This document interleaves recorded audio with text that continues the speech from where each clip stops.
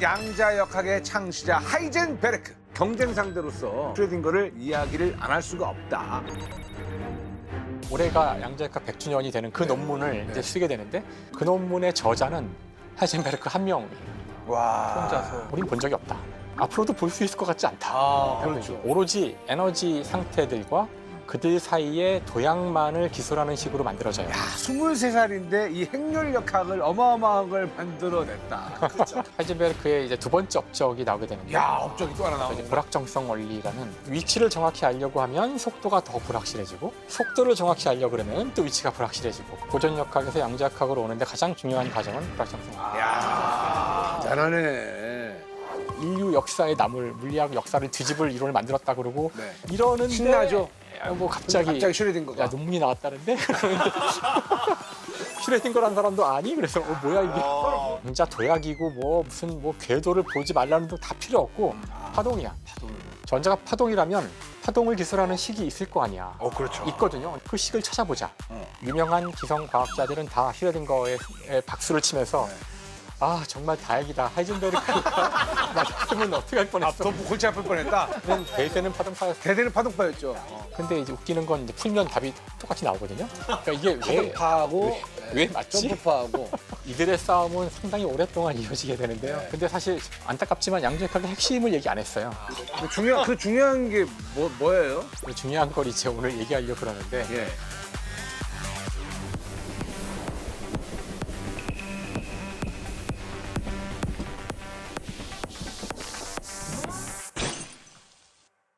자, 양자역학이 나오던 시대. 그러니까 하이젠베르크랑 그 아인슈타인 같은 과학자들이 이제 네 말이 맞다. 내 말이 맞다. 대혼란의 시대. 그래서 그 하이젠베르크의 어떤 경쟁 상대로서 슈레딩거를 이야기를 안 할 수가 없다. 그렇죠. 라고 이제 저희가 이제 지난주에 살짝 언급을 들었는데 교수님은 누굴 더 좋아하세요? 이제는 말씀해 주세요.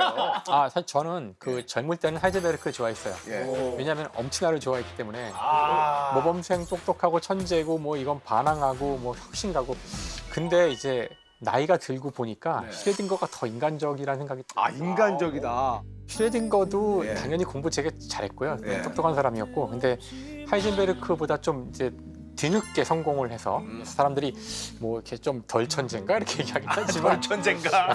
아마도 좀 이제 하이젠베르크보다 나이가 많았기 때문에 그 전쟁터에 갔었고요. 2차 세계대전 때 많은 시간을 날린 거죠 사실은. 네. 그런 것도 있고 했는데 기본적으로 똑똑한 사람인 거 맞고요. 그다음에 철학에도 조예가 깊었고 철학도. 네. 사실 슈레딩거도 진짜 이상한 사람이긴 하잖아요. 되게 유명한 사진이 하나가 있어요. 뭐요? 이게 1933년인가 그 노벨 수상 세레모니에 갔는데 다 이 중요한 행사니까 다들 턱시도 턱시도를 있죠. 다 입고 와요. 막 거기 하이젠베르크랑 같이 서 있거든 나란히. 다른 사람 다 턱시도인데 혼자 여기 모피 코트에 반바지 입고 주머니 손 넣고 서 있는 사진이 남아 있어서 괴짜네. 그분도 정말 괴짜예요. 괴짜야. 괴짜네. 맞아요. 근데 사실 슈레딩거에 관해서 가장 유명한 것은 뭡니까? 여성 편력이었어요. 진짜요? 너무 유명하죠, 진짜로. 어떤 식으로 여성 편력을? 예. 너무나 사례가 많아서 이거 사례가 많아. 이제 이것만 정리한 뭐 카사노바 그쪽에서 카사노바였네. 카사노바에 가까운 사람이고 되게 연문도 많이 뿌렸고 대단한 사람이네요.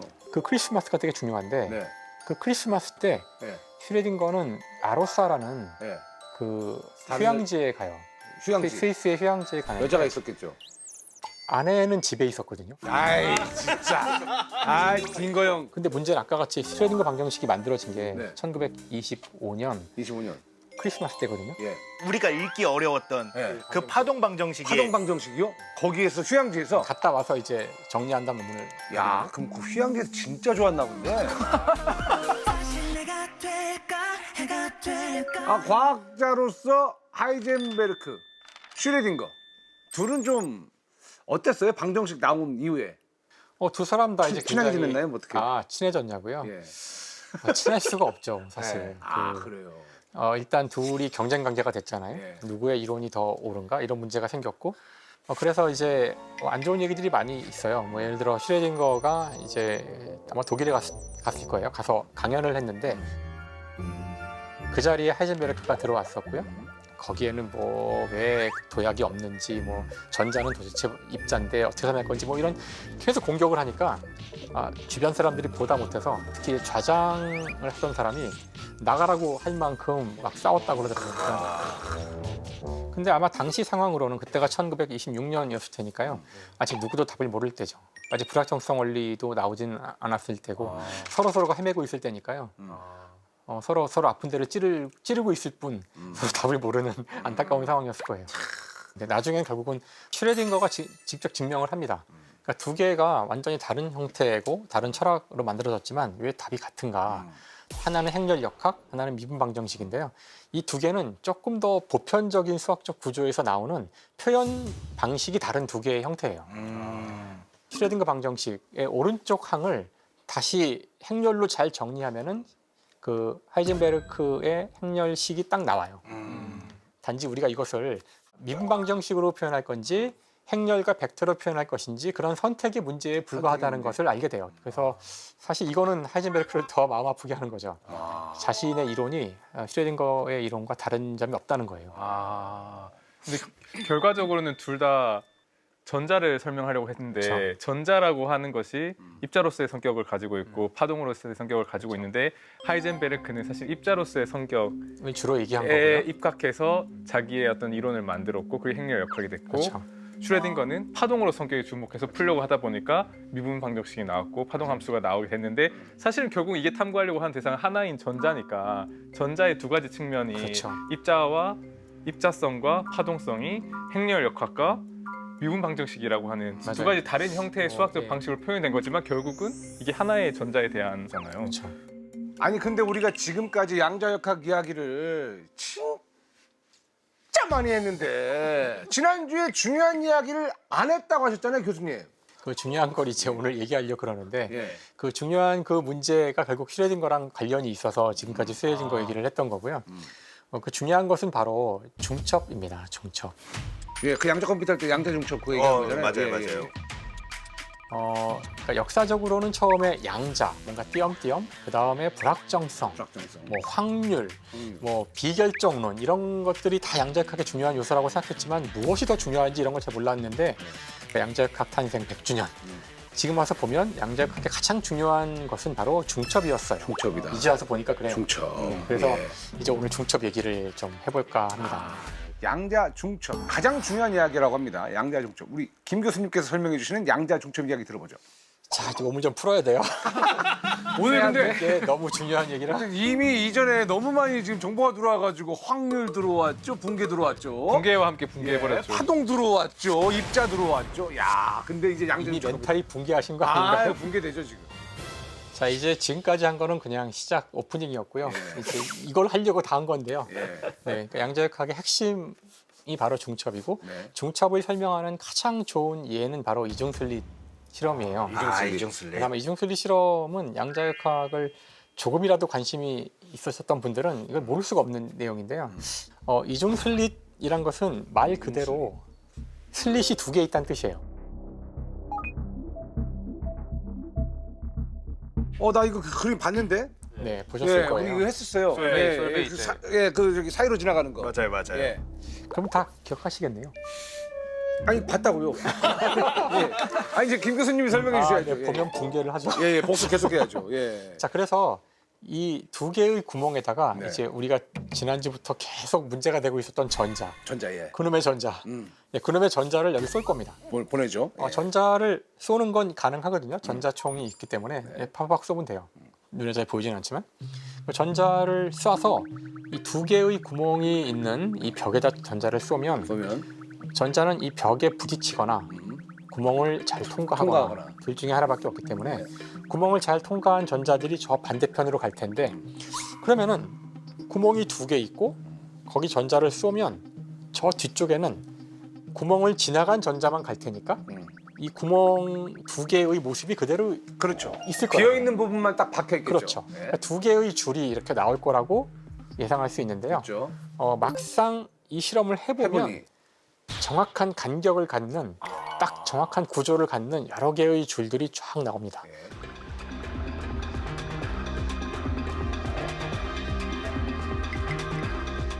여러 줄이 나온다. 여러 줄이 나와요. 네. 이거 어떻게 설명할까요? 그러니까 입자라고 하면은 안 되는 거죠. 설명을 할 수가 없는 설명할 거죠. 수가 없어요. 파동.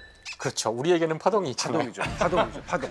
일단 그 슈레딩거 생각해 보시면 전자는 파동이잖아. 그러면 파동이 만약에 두 개의 구멍을 지나가면 어떻게 될까? 근데 그거는 잘 알려진 건데 물리에서는 두 개의 구멍을 지나는 파동은 두 개의 구멍 각각을 중심으로 새로운 파동이 또 만들어져요. 만들어진다.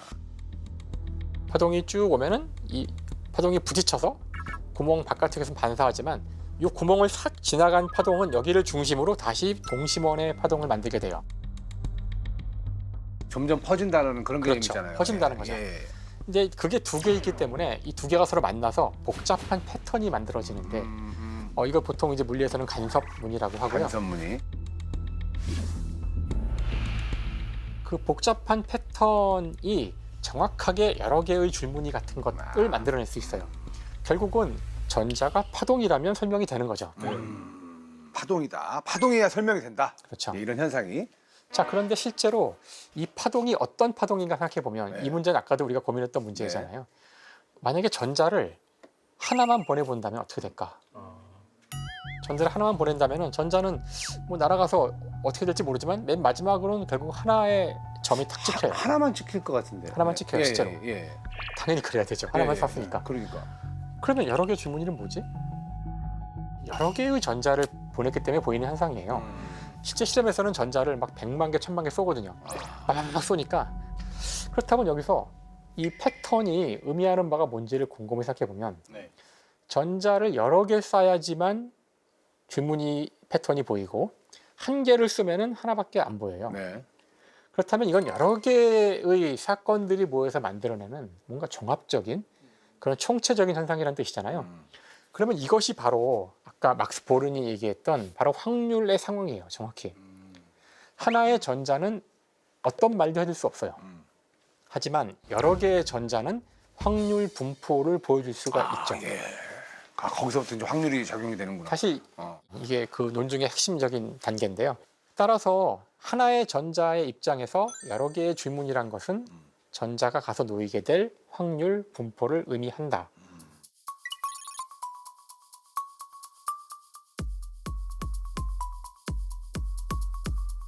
확률 분포. 네. 자, 그런데 여기서 이제 중요한 질문이 따라 나오게 돼요. 이 질문은 사실 하이젠베르크도 직면했던 질문 중에 하나인데요. 항상 그렇지만 파동에서 입자를 설명하기 힘들고 입자에서 파동을 설명하기 힘들어요. 그게 이제 하이젠베르크도 괴로워했던 자기 거에 왜 파동이 없을까? 그다음에 슈레딩거도 왜 내 거를 입자를 만들기가 어려울까? 이제 이런 문제가 있었는데요. 지금 이 문제를 저희가 파동이라고 하니까 어떤 설명이 쉽게 됐잖아요. 자, 여기서 이제 입자를 생각하는 순간 문제가 생겨요. 입자. 입자. 어떤 문제가 생기냐면은 파동까지 괜찮았는데. 그렇죠. 파동이란 것은 그 속성상 위치를 특정하기가 어려워요. 예를 들어 제가 지금 말을 하고 있는데 이 소리가 전형적인 파동이에요. 소리가 어디 있나요? 바보 같은 질문이죠? 아니에요. 이 전 공간에 있죠. 그렇죠. 저를 중심으로 이렇게 이 공기의 진동이 눈에 보이진 않지만 물결파를 생각하시면 더 쉬워요. 물 위에다 돌을 떨어뜨리면 파면이 퍼지죠. 동심원으로 퍼지는데 전 공간에 있어요. 그래서 파동에 대해서는 누구도 어디 있다는 말을 하지 않아요. 어디 있다는 말을 하면 안 돼요. 할 수가 없고요. 사실 어디에나 있죠. 네. 파동은 어디에나 있어요. 자, 그렇다면은 이 두 개의 구멍을 지날 때, 이중슬릿을 지날 때 전자가 파동이기 때문에 전자는 어떤 식으로 행동할 수 있냐면은 어디에나 있어서 두 개의 구멍에도 어디에나 있고 구멍을 지날 때에도 동시에 지나서 각각을 중심으로 다시 파동을 만들고 그래서 둘이 합쳐지고 중첩하고 이래가지고 여러 개의 줄무늬가 나오는 거거든요. 근데 전자는 입자잖아. 그렇죠. 어떻게 양쪽에 동시에 있어요? 왜 전자가 어디에나 있을 수 있을까? 입자라면 되게 이상해진다는 거예요. 이거를 당연하게 받아들이고는 있는데 다시 이렇게 하나씩 물어보면은 또 이상해요. 그러니까 전자는 파동성을 가지고 있다면 구멍 두 개를 동시에 지나가야 한다는 뜻이에요.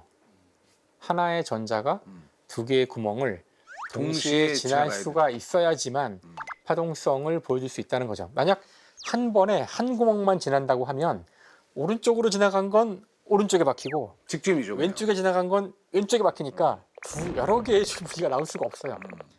하나의 입자조차도 동시에 지나서 파동성을 가지면서 막 서로 합쳐져서 간섭해야지만 여러 개가 나올 수 있거든요. 네. 실제 오늘날 물리학자들은 그런 표현을 써요. 하나의 전자는 두 개의 구멍을 동시에 지나서 그 자신이 그 자신과 간섭한다. 이게 실제 물리학자가 사용하는 표현이고요. 자신과 간섭한다. 이것이 바로 중첩이에요. 중첩. 여기서 중첩이란 것은 오른쪽을 지나는 상태와 왼쪽을 지나는 상태의 두 가지의 상태가 있는데, 전자가 입자라면은 오른쪽만 지나거나 왼쪽만 지나야 하는데, 양자역학적인 전자는 오른쪽과 왼쪽을 동시에 지날 수 있고, 이것을 오른쪽 상태와 왼쪽 상태의 중첩 상태라고 불러요. 하나짜리가. 하나의 전자가. 그러니까 하나의 전자가 보여주는 확률 분포가 네. 여러 개의 질문이라면 하나의 전자조차도 네. 파동성을 가져야 하는데, 그것은 두 개의 구멍을 동시에 지나는 능력이 있어야 한다는 뜻이에요. 근데 아까 교수님 처음에 입자성 얘기할 때 전자를 하나를 쏘면 그냥 진짜 슬릿을 통과해서 직선 운동에서 통과해서 딱 꽂혀서 맞아요. 입자의 패턴을 보이지 않나요? 맞아요. 그러면 계속해서 천천히 하나씩 똑똑똑 쏘면 간섭 무늬가 안 생기나요? 자, 이제 중요한 질문인데요. 그러니까 입자를 쐈다고 주장하잖아요. 네. 처음 쏠 때는 입자잖아요. 중간에 입자인지 파동인지 어떻게 알아요? 계속 보고 있냐라는 거죠. 대답하세요. 대답하세요. 사실 처음에 쏠 때는 분명 입자인 것 같이 보여요. 왜냐하면 이렇게 그 전자총이란 것이 알갱이라는 게 실제 있으니까. 광전 효과를 이용하는 건데, 여기 열을 가해서, 그러면 열을 가하면 전자가 튀어나와요. 네. 그거를 가속시켜요, 전압으로. 그러면은 왠지 튀어나오는 전자들은 전자 입자일 것 같으니까. 근데 가속을 시작한 이후는 이게 뭔지 모르거든요. 입자와 파동을 다 갖고 있어요. 만약에 지금 질문하신 것처럼 얘는 입자인데 왜 동시에 지나? 그러면 진짜 입자인지를 확인했었어야 돼요. 언제? 지날 때. 아, 쏠 때 입자였으니까 중간도 입자일 거라 그랬는데, 양자역학은 측정하기 전에는 어떤 말도 할 수 없어요. 언제나 모든 게 중첩 상태에 있는데, 그러니까 지금 같은 경우 전자가 정말 입자인지를 알고 싶으면 네. 그러면은 지나갈 때. 어디 있는지를 봐야 된다는 뜻이에요. 이 경우는 지금 두 개의 구멍이 있을 때 오른쪽으로 가는지 왼쪽으로 가는지를 내가 본다면 그건 진짜 입자임을 확인하는 거죠. 네, 네. 그래서 이제 실제 그런 실험을 합니다. 사진기를 가지고서 여기 중간에 서가지고 네. 전자가 지날 때쯤 사진을 찍어요. 네. 착각. 아까 동시에 두 개의 구멍을 지난다 그랬는데, 그러면 동시에 두 개를 지나는 두 개의 전자가 사진을 찍힐까? 아니면 하나만 찍힐까? 하나만 지킬 것 같은 느낌적 느낌인데. 일단 두 개가 찍히면은 일단 박수치고, 야 정말 두 개 동시에 지나네 이러고 행복할 것 같지만 그럴 수 없거든요. 아, 왜냐하면 입자성을 확인하고 있는 거니까. 더더군다나 전자를 하나 쐈는데 두 개가 두 될 수 개가 될 없죠. 수는 없죠. 사진을 입자는 찍어보면 하나예요? 하나만 나오고요. 실제로 오른쪽 왼쪽 무작위적으로 나와요. 그러니까 50%의 확률. 하나씩 쏘면서 실험을 해보면은 찰칵 하나 보내고 찰칵 하면은 오른쪽 왼쪽 오른쪽 왼쪽 하면서 이렇게 딱딱 반반씩 나오게 되는데요. 아니 그러면 아까 여러 개 질문이가 어떻게 나오나요? 그럼 간섭 무늬가 안 생겨요, 그러면? 그땐 간섭문이 안 생겨요. 우와! 자 이렇게 실험을 하면은 여기 스크린에는 두 개의 줄만 나와요. 왜 그러지? 왜냐하면 사진을 찍었더니 얘는 오른쪽이네? 그럼 걔는 오른쪽 갖다 박혀요. 또 찍었더니 얘는 왼쪽인데? 왼쪽에 박혀요. 오른쪽 왼쪽 그러면 오른쪽 딱 두 개만 딱 나오는 거죠. 그러면 그렇게 해서 그냥 결론 내면 되는데 자 그러면 질문이 뭐냐면, 아니 아까는 여러 개 나온다며. 중첩이 왜 생겨야 되지? 그러면? 아까 중첩이 생긴 이유는 사진 안 찍어서 그래요. 그게 무슨 말이에요? 아니 그게 부끄럽다요? 아니 몰래 카메라야? 나를 이거 찍고 있어 하면은 중첩으로 날아가고 바로 그거예요. 아니다 싶 예? 바로 그거예요. 왜요? 그러니까 양자역학은 측정을 하느냐 안 하느냐가 결과를 바꾼다는 거예요. 너무 신기하네. 왜 그러지? 그러니까 부끄럼쟁이야 뭐야? 사진을 찰칵하는 순간 파동 함수가 붕괴되고. 네, 그게 붕괴죠. 네. 이게 관찰될 가능성들이 다 달랐는데 짐작. 보는 순간 그 모든 가능성이 사라지고 하나의 결과만 남아버리는 거예요. 이거를 우리가 그냥 붕괴했다라고 표현하는 거예요. 그러면 교수님 평생 확인을 못 하겠네요. 누가 찍으면 계속 부끄러워가지고 그냥 왼쪽으로 가든지 오른쪽으로 가든지 할 텐데 두 개가 동시에 지나가는 거는 촬영으로는 어렵겠어요. 그렇죠. 그러니까 네. 동시에 지나가는 거를 촬영했다는 뜻이 이게 입자와 파동을 동시에 하겠다는 건데요.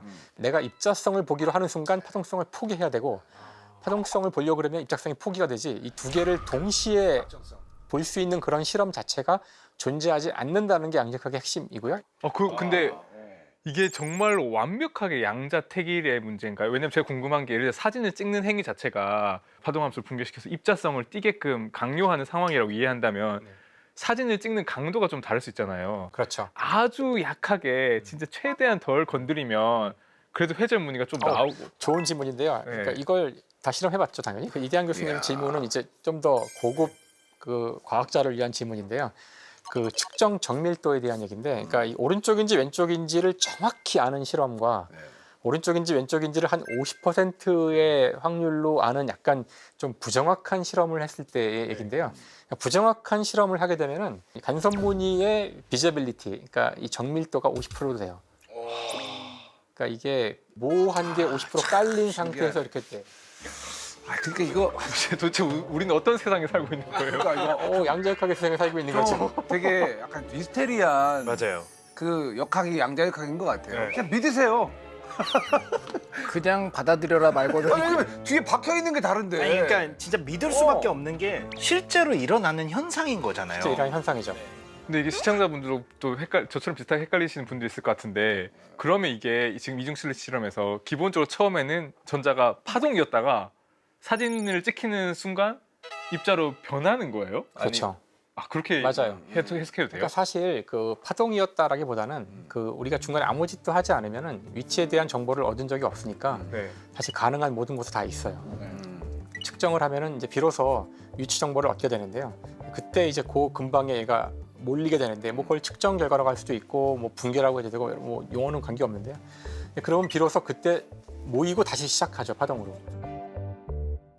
그러면은 슈레딩거 시대에 양자 중첩을 그냥 다들 받아들였습니까? 그냥 뒤에 찍혀 있는 게 있으니까. 예.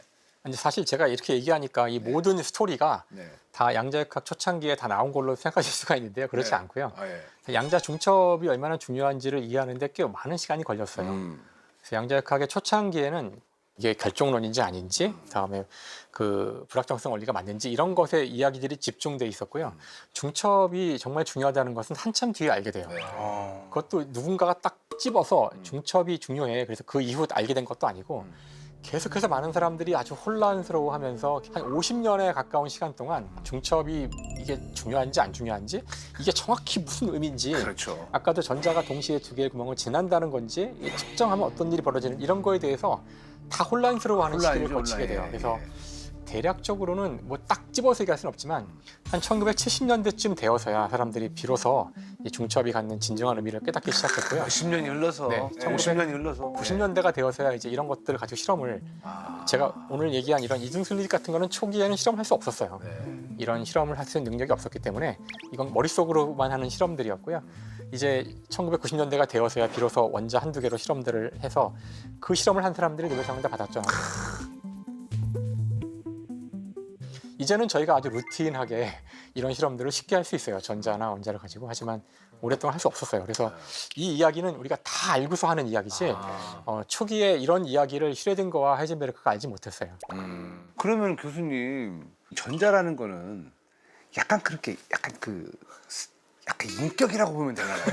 그 누가 뭐 보면은 누가 이렇게 보면은 그냥 순간적으로 반응하는 약간 그런 약간 미지의 어떤 그런 인격 같은 거라고 봐야 돼. 안 그러면은 너무 막 머리가 복잡할 것 같아요. 그런 생각도 있었어요. 있었어요. 그런 생각도 해요. 그러니까 전자가 네. 정말 내가 측정 당하나? 그러면 이렇게 행동할까? 뭐 그러니까요. 그런 게 아닐까? 근데 이런 혼란들은 물리학계 내에서도 있었고 그 유진 위그너라는 노벨 물리학상을 받은 위대한 물리학자가 있는데요. 그분은 심지어 이 우주는 지능을 가진 존재를 필요로 한다.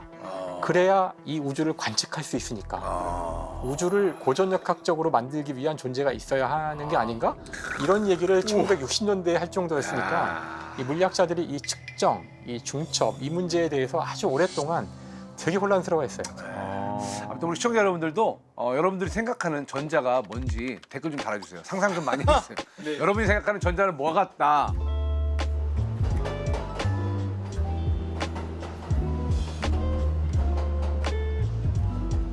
자, 교수님 이제 슈레딩거 고양이가 나왔습니다. 자, 이 고양이 저는 얘기만 들어봤지 이 고양이가 어떤 고양이인지 전혀 알지 못해요. 헬로 고양이랑은 좀 다르겠죠? 자, 슈레딩거의 고양이 소개해 주시죠. 자, 슈레딩거 고양이로 이제 가는 여정에서 네. 이제 우리가 중요한 질문을 하나 해야 되는데요. 네. 도대체 관측이란 게 뭐길래 전자를 보면 이 전자가 이렇게 이상하게 행동하고 왜 이러는 걸까? 그러니까요. 사실 이 양자역학의 해석, 이 양자역학의 해석을 우리가 오늘날 코펜하겐 해석이라고 불러요. 편하게 해서. 왜냐하면 그 보어가 만든 해석인데 네. 보어와 하이젠베르크죠. 보어가 덴마크 사람이고 코펜하겐에 있으면서 만들었기 때문에 코펜하겐 해석이라고 하는데요. 그 코펜하겐 해석의 가장 중요한 지점이 바로 이 관측. 본다는 것이 뭔가 큰 변화를 즉 파동을 입자로 바꾸고 막 그러잖아요. 붕괴시키고. 그렇기 때문에 이 관측을 되게 잘 설명을 할 수 있어야 하는데 정말 놀랍게도 코펜하겐 해석은 관측에 대해서 별 설명을 하질 않아요. 그게 뭔지가 되게 모호하게 돼 있는데 대략 이런 걸 관측이라고 얘기해요. 일단 관측을 당하는 대상은 양자 시스템이에요. 양자 시스템. 대개는 예. 전자 같은. 예. 관측을 하는 주체는 우리 같은 이런 거대한 보통 이걸 이제 거시세계라고 해요. 거시세계고 대상은 미시세계고 거시세계가 미시세계를 관측을 하면 미시세계는 되게 이상한 상태에 보통 있을 수 있어. 무슨 중첩이 되거나 막 이상하게 할 수 있지만 일단 측정을 하면 거시세계가 이해할 수 있는 결과만을 보여줘요. 즉 고전역학적인 결과들만 보여줘요. 이게 코펜하겐 해석이 얘기하는 기본적인 관측의 세팅이거든요. 그러자 이제 의문이 생기죠. 그러니까 거시세계와 미시세계로 이 세상을 나누고 설명하는 건데 거시세계라고 하면은 나 같은 인간인데요. 나도 원자로 돼 있잖아. 네. 나를 이루는 원자들은 떼내서 실험을 하면은 동시에 두 개의 구멍을 지나는데 나는 못 하잖아요. 그렇죠. 우리는 언제나 내가 이해할 수 있는 거시적으로 이해할 수 있는 결과만 나오잖아요. 그러면 도대체 얼만큼 커야지 거시세계지? 원자가 한두 개일 때에는 뭐 중첩할 수 있겠죠. 원자가 100만 개면? 100만 개는 어렵지 않을까? 그럼 10만 개는? 10만 개도 어려울 것 같은데요. 그럼 만 개는? 만 개는 되지 않을까? 그러면 만 개가 경계일까요? 그럼 11,000개는? 그러니까 이 문제가 생기죠. 그러니까 이게 도대체가 기준이 없네요. 이 경계가 어디를 경계로 양자역학 세계, 고전 세계 이걸 나눌 수 있냐는 거죠. 도대체 당신들이 말하는 이 측정을 하는 이 주체는 도대체 누구냐는 거예요. 보통 이런 질문을 하면 이것에 대한 그 물리학계의 그 공식적인 그 대답이 있어요. Shut up and calculate. 입 닥치고 계산해. 입 닥치고 공부해. 그러니까 질문조차 하지 말라는 거죠. 너한테 주어진 문제를 빨리 풀어 이런 건데 이제 그렇게 지나가도 되는가 하는 건데요. 이렇게 지나갈 수 없다는 걸 보여주는 게 슈레딩거 고양이. 자, 그렇게 지나갈 수 없다. 그래서 슈레딩거 고양이라는 것은 슈레딩거가 1935년에 발표한 논문에 나오는 실험인데요. 그 양자역학의 이 가장 아픈 지점인 이 측정 문제에 칼을 푹 찌르는 그런 논문을 쓰게 돼요. 측정 문제. 네, 그 문제의 핵심은 뭐냐면은 양자역학적인 시스템이 하나 있는데 이 두 개의 상태가 있어요. 여기에 있을 때에는 아무 일도 안 일어나고 여기에 있을 때에는 예를 들어 빛을 내거나 그래요. 그런 상황을 상상해 보시면 돼요. 여기 검출기가 하나 있는데 이 검출기는 빛을 받자마자 여기 망치가 움직이는 그런 검출기예요. 망치가 움직이면 이 아래에는 독극물이 들어있는 병이 있어요. 망치가 이 병을 쾅 깨는 거죠.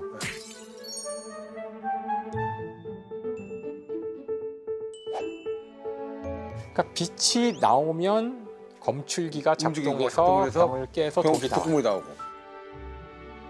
자, 이걸로도 충분한데 이제 이 상황을 드라마틱하게 만들려고 여기 괜히 불쌍한 고양이가 나오는데요. 고양이를 거기다 집어넣는다고요? 고양이를 여기 이제 이 모두를 상자에 집어넣은 다음에 이 고양이 한 마리를 넣어요. 그러면 이 독극물 병이 깨지면 이 고양이는 불행하게도 죽겠죠. 네. 만약에 여기 있다면은 빛이 안 나오고 안 깨지고 안 때리고 안 깨지니까 살아 있을 거예요. 아무 일 없죠. 자, 여기까지 괜찮죠? 네. 자, 이제부터 양자역학의 세계로 가볼게요. 양자역학은 이 두 개의 상태를 동시에 가질 수 있어요. 그게 중첩이죠. 중첩, 예, 예. 그러니까 동시에 빛이 나오고 안 나오고 할 수 있죠. 네. 동시에 망치가 떨어지고 안 떨어지고 할 수 있죠. 그렇죠, 동시에. 동시에 병이 깨지고 안 깨지고 할 수 있죠. 중첩이니까. 자, 고양이는 동시에 살아있고 죽어 있는 거죠. 그렇죠. 고양이는요? 고양이는 이게 문제죠. 이 상자 속의 고양이는 죽었을까 살았을까를 그런 물어보는데 거 물어보는 거야? 근데 그러니까 지금처럼 그러니까 이 코펜하겐 해석에서는 측정을 당하는 대상은 양자 시스템이고 네. 고양이는 우리와 같은 거대한 거시. 이런 거시 세계잖아요. 거시세계. 거시 세계는 동시에 두 개의 상태 가질 수 없어요. 우리는 그렇죠. 우리는 동시에 살아있거나 죽어 있을 수 없거든요. 얘는 미신은 가능해요. 가능하다. 얘는 가능해요. 원자나 전자나 이런 애들은 네. 가능한데. 그래서 얘가 얘를 측정하면은 대신 이 중에 하나만 답이 나와야 되는 거잖아요. 예. 그런데 이렇게 세상을 거시계와 미시계로 딱 나눠버려. 나눠 놓은 게 양자역학인데요. 예.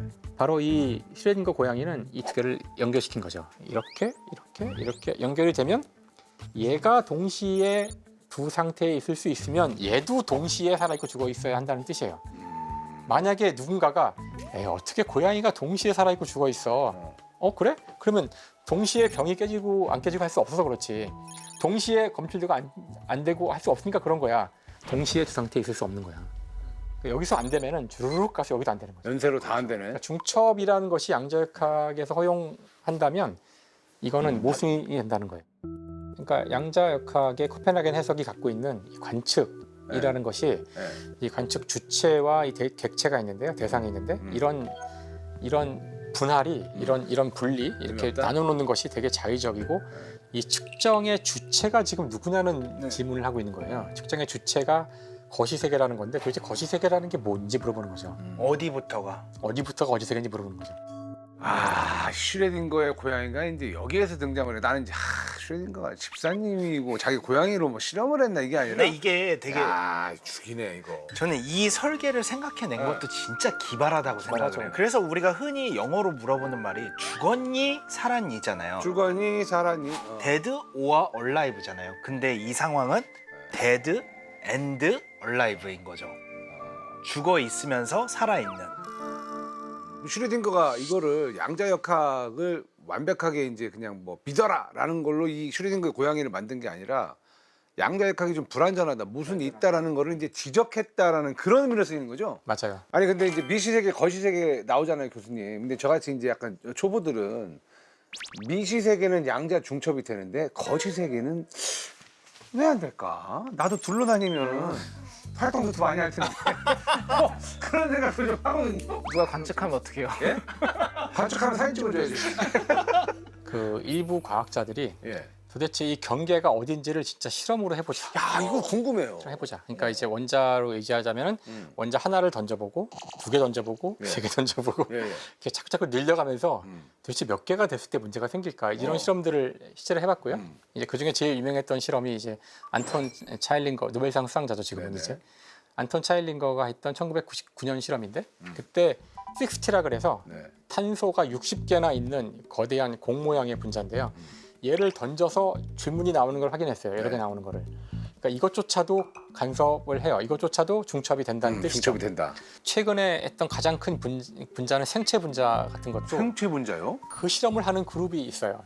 빈 대학에 그 실험실의 궁극적인 목표는 인슐린을 던지는 거예요. 인슐린을 던져서 이중술리 실험을 하려는 게 목표입니다. 그 스승님 그 안톤 차일링거의 원래 목표는 원래 언론사에 나가서 얘기할 때는 아메바를 던지고 싶다는 거예요. 이중술리를 다 아메바를 하려고 던져서 그러네. 이중술리 아메바를 막 1000마리 던져가지고 이중술리 실험을 해보면 그거 가지고 여러 개의 질문이 나올 수 있을 거라고 생각하는 거죠. 그래서 점점 크게 하는 건데 지금 분자량이 거의 한 몇천 넘는 것 같은 실험했어요.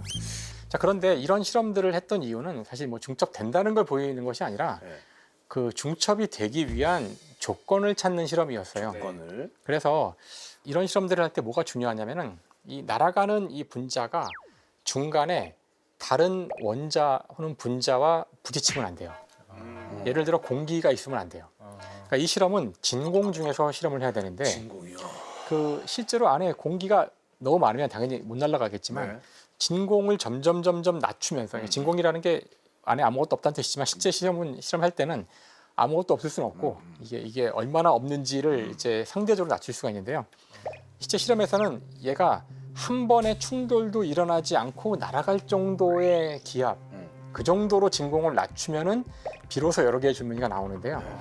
조금이라도 이제 압력을 높여가지고 날아가다가 한두 번 부딪히는 상황이 되는 순간 두 개로 바뀌어요. 줄무늬가. 아, 그럼 그게 일종의 관측과 비슷한 그게 상황이 되네요. 일종의 관측과 같은 상황이라는 건데 여기서 이제 중요한 질문을 할 수 있죠. 이때 관측이란 거는 날아가는 이 분자가 공기 분자와 부딪혔다는 건데 그렇죠. 좀 계산해 보면은 이 분자가 주는 충격은 되게 미약해요. 네. 이거 가지고 뭐 흔들리진 않거든요.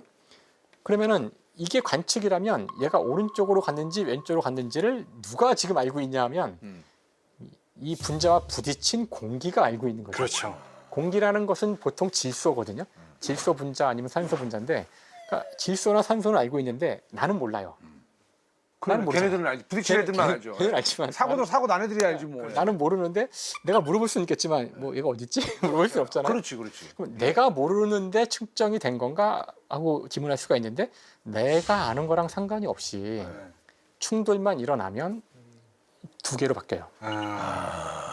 내가. 그러니까 이제 여기서 그 오래된 질문에 대한 답이 나오는 건데 관측의 주체는 누구인가? 네. 관측의 주체는 바로 실험을 하는 인간이 아니라 양자 시스템과 서로 상호작용을 한 그 무엇. 사실 어떤 의미로는 이 시스템이 부딪히거나 서로 뭔가 상호작용할 수 있는 이 우주 전체가 관측의 주체인 거예요. 그러니까 인간이 아는 건 중요하지 않고요. 얘가 주변에 누구라도 상호작용을 하게 되면은 관측이 된 것처럼 작동된다는 거죠. 이런 이론을 결 어긋남 이론이라고 그래요. 결 어긋남이요? 되게 어려운 단어인데 어렵다. 결 어긋남 상태는 우리가 양자 컴퓨터 할 때 한번 배웠던 것 같아요. 그 양자 컴퓨터 얘기를 할 때 우리가 되게 차가운 온도로 낮춰가지고 한다는 얘기를 했었잖아요. 그거를 유지하는 이유가 양자 상태에 어긋나지 않은 상태를 그렇죠. 결맞음을 유지하기 위해서. 결맞음이 되어야지만 중첩이 돼요. 네. 근데 방금 말씀하셨을 때, 그 전에 말씀하셨을 때 작은 분자랑 쐈을 때 공기랑 충돌을 하면 이제 그때는 결 어긋남이 일어나서 중첩 상태가 깨지고 깨지죠. 입자처럼 된다고 그렇죠. 하셨잖아요. 네. 근데 사실은 이 공기도 일종의 중첩 상태일 수도 있는 거잖아요. 그렇진 않나요? 그러니까 얘도 마찬가지로 뭐 양자의 세계에 있으니까 파동과 파동의 성격을 가지던 애가 뭔가 만나서 둘 다 중첩이 하지만 두 개가 충돌했다는 거는 그 순간 네. 입자가 된 거죠. 그러니까 그 전에는 둘 다 파동성을 그럴 지니고 수 있어요. 그 전에는 네. 이 공기 분자도 이 방 안에 어딘지 모르잖아요. 네. 그러니까 전 공간에 퍼져 있는 파동 함수로 기술할 수 있어요. 네. 그리고 이 날아가는 녀석조차도 어디인지 모르니까 파동으로 기술될 수가 있죠. 하지만 두 개가 충돌을 했다면 네. 충돌하는 순간에는 입자예요. 그리고 나서 그다음 입자로 남아 있는 거예요? 아니죠. 입자로 충돌한 다음에는 다시 파동이 돼요. 그래서 그 산란 이론이라는 게 있는데요. 그 물리의 산란 이론은 여기 정지한 입자가 있고 예를 들어서 뭔가 충돌하는데 이 충돌하는 녀석이 파동으로 와요.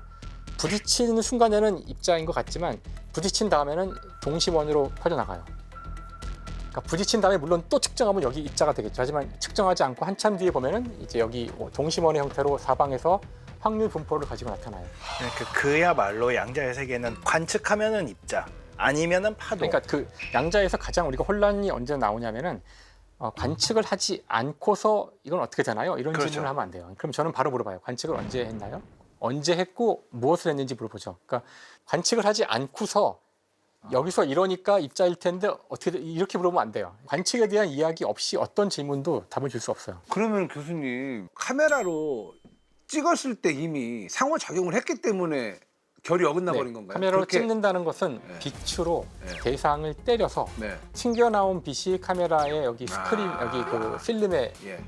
그 필름에 있는 화학 물질을 네. 변화시킨다는 그렇죠. 뜻이니까요. 예. 이게 빗으로 때린 거예요. 예, 그러니까 상호작용을 했다. 그래서 결 어긋남이 나서 뭐 중첩이 깨졌다. 교수님은 뭐 그냥 밧줄로 묶어가지고 이 뒷칸에다 모셔야 될 것 같아. 교수님은 저 집에 가서 좀 씻고 그래야 돼요. 예. 아니 여기 지금 사우나칸도 여기 있거든. 일주일째 지금. 사우나칸도 있어요, 교수님. 교수님은 한두 번 갖고 안 되겠다. 우리 시청자 여러분들도 뭐 느끼실 거예요. 그러니까요. 그러면 이제 앞으로 양자역학이 어떻게 또 발전하게 될까요? 어디까지 갈까요? 사실 양자역학은 워낙 그 근본이 되는 이론이라서요. 네. 사실 1920년, 100년 전에 이제 대충 만들어지고서는 네. 계속 응용되는 중이거든요. 여기저기 끝없이 사용되고 있는데 이 양자역학 그 자체만 놓고 본다면 이 자체에 뭔가 더 발전된 여지가 없을까 생각한다면은 여전히 그 이 관측 문제에 대해서 네. 모든 사람이 만족스럽게 생각하진 않아요. 음. 여전히 음. 약간의 그 사람들이 여전히 만족스럽지 않다는 사람들이 특히 아인슈타인을 지지하는 또 네. 팬들도 많기 때문에 여기 계세요. 여기 계시죠. 근데 이제 그분들이 또 새로운 종류의 해석을 코펜하겐 해석에서 뭔가 껄끄럽지 않은 부분들이 있는데 그걸 좀 개선했다고 주장하는 새로운 이론들이 또 나오고 있거든요. 해석들이. 그래서 뭐 다세계 해석이라든가 많은 분들이 좋아하시는 평행우주의 제가 그래서 지금 양자 중첩도 그렇지만 갑자기 드는 생각이 잠깐만 그러면 이 어딘가에 또 나 같은 존재가 있는 게 아닌가 다중우주요. 네, 그 다중우주의 네. 한 버전인데요. 그러니까 네. 그런 제안도 있고 뭐 그죠. 되게 많아요. 아인슈타인의 생각을 그대로 전수하고 있는 스문 변소 이론이라는 것도 있고 한데 재밌다. 근데 당연히 그 주류는 아니고요. 네. 다수의 물리학자는 그 네. 코펜하겐 해석이 좀 더 정교하게 만들어진 결 어긋남 이론, 아까 제가 이야기한 네. 그 우주 전체와 상호작용하는 이제 이게 현재 거의 대다수의 물리학자들이 믿고 있는 그런 측정 이론이고요. 또 한 가지는 양자역학이 뭔가 약간 불완전한 측면이 하나 있는데 네. 양자역학도 당연히 물리학 이론이니까 시간과 공간 속에서 기술이 돼요. 네. 그럼 당연히 여기도 시간이 있고 공간이 나오잖아요. 근데 아마도 여기서 분명히 아마 상대성 이론을 다뤘을 것 같은데요. 네, 맞아요. 그러니까 일반 상대성 이론 같은 거는 시간과 공간 자체가 대상이거든요. 네. 이것 자체가 변수가 돼서 바뀌고 그러는 건데 양자역학의 시공간은 그렇게 돼 있지 않아요. 지금이 7시 1 확률이 20%고 7시 1분 1 확률이 50%고 이렇지 않아요. 시간은 정확하게 정해져 있어요. 왜냐하면 정확하기 때문에 동시에 두 개의 구멍을 지나고 동시에 위치와 운동량을 측정할 수 없고 동시란 말을 쉽게 하는데 다 아마 아시겠지만 상대성 이론에서 동시란 말을 함부로 하면 안 되거든요. 그렇죠. 하지만 양자역학은 이 시공간 문제를 그 상대성 이론과 같이 다루고 있지 않아요. 여기선 시공간은 그냥 딱 정해진 프레임처럼 다루거든요. 즉 일반 상대성 이론과 양자역학이 서로 결합이 안 돼 있다는 뜻이에요. 네. 근데 아직까지 이 상대성 이론을 어떤 식으로 일반 이 양자역학과 합쳐야 되는지에 대해서 잘 몰라요. 이게 잘 안 돼요. 이 두 개가 잘 융합이 돼야 할 텐데 아직 우리는 그 이론을 갖고 있지 않고요. 그래서 그런 이론이 이제 만들어진다면 이름은 있어요. 통일장 이론 혹은 이제 양자 중력이라고 부르는 건데요. 아직 이름만 있을 뿐 이게 어떤 모습이 돼야 되는지 아무도 몰라요. 교수님이 이제 합쳐주시면 되겠네요.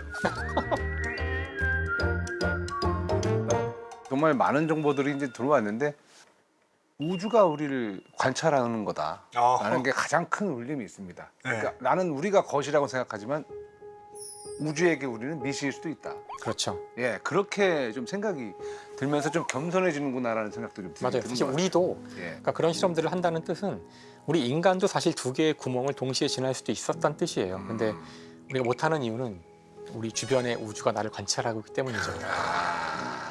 관찰을 당하는 한 우리는 못해요, 그걸. 좋습니다. 좋습니다. 사실은 저는 아직까지도 굉장히 혼란스럽고 네. 그럼요. 손에 땀도 나고 하는 게 이 양자역학이 들려주는 어떤 우리 우주와 자연이 굉장히 반직관적이라는 느낌이 들거든요. 맞아요. 그래서 이게 굉장히 힘든데 그래도 두 번에 걸쳐서 이 양자역학 공부하면서 지난번에 저희 김상환 교수님이랑 수학할 때 4차원 공간이 뭔지는 모르겠지만 약간 느낌이 온다는 그것처럼 양자역학에 대해서 또 이렇게 다정한 물리학자 분의 설명을 들으니까 뭔가 그래도 약간은 잘 모르겠지만 어떤 느낌은 느껴지는 그런 느낌입니다. 지금 이제 얼마나 이 우주가 직관적이지 않은지 말씀하셨는데요. 사실 저는 우리의 인간의 직관이 우주를 이해하는 데 도움이 될 거라고 믿는 게 인간의 오만함이라고 생각해요. 그러니까 저희가 지구가 돈다는 사실을 알았을 때도 충격을 받았고 우리 인간이 위대한 생명체가 아니라 모두가 똑같이 진화한 하나의 여러 종 중에 하나라는 걸 알았을 때도 그랬지만 우리 인간에게 끝없이 과학이 얘기해 주는 것은 우리 인간이 우주를 이해하는데 아주 터무니없이 미약한 존재라는 사실을 다시 얘기해 주고요. 하지만 우리는 그걸 이만큼 이해할 수 있다는 점이 정말 저는 인간으로서 되게 자랑스럽게 생각하고요. 단순히 양자역학이 우리가 사용하는 이런 전자기기나 앞으로 사용될 이런 물건들을 만드는 데에만 쓰는 것이 아니라 이 우주의 진짜 본질을 보여주는 그런 모습을 보여주는 이론이거든요. 그렇죠. 그래서 많은 분들이 이 세상이 정말 어떻게 되어 있는지를 알고 싶으시면 양자역학을 한번 공부해 보시면 어떨까 해서 인간이 참 겸손해지는 느낌을 받을 수 있을 거예요. 앞으로 또 100년 뒤에 어떤 세계가 펼쳐질지 좀 기대가 많이 됩니다. 그리고 무엇보다도 이제 과학자는 숫자로 뭔가를 계산하는 사람이기도 하지만 무엇보다도 좀 아름다운 철학자들이구나. 그렇죠. 라는 생각도 좀 드는 것 같습니다. 예, 아무튼 뭐 양자역학 100주년 이렇게 성대하게 마무리하도록 하겠습니다. 다들 고생하셨습니다. 양자역학 사랑해. 기억 못해도 이해해줘. 다음에 또 할 거야, 김 교수님이랑. 그래서 원래 오리지널 세팅을 제대로 설명하면은 이게 지금 방사 붕괴 상황이거든요.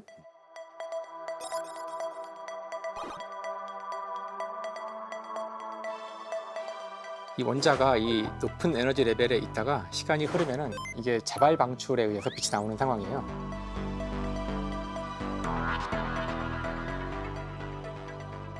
이럴 때 보통 물리에서는 이 두 개의 중첩 상태로 기술을 하게 되는데 떨어질 확률이 있죠. 그러니까 그 확률만 있을 뿐 여전히 이게 떨어지는지 안 떨어지는지는 몰라요.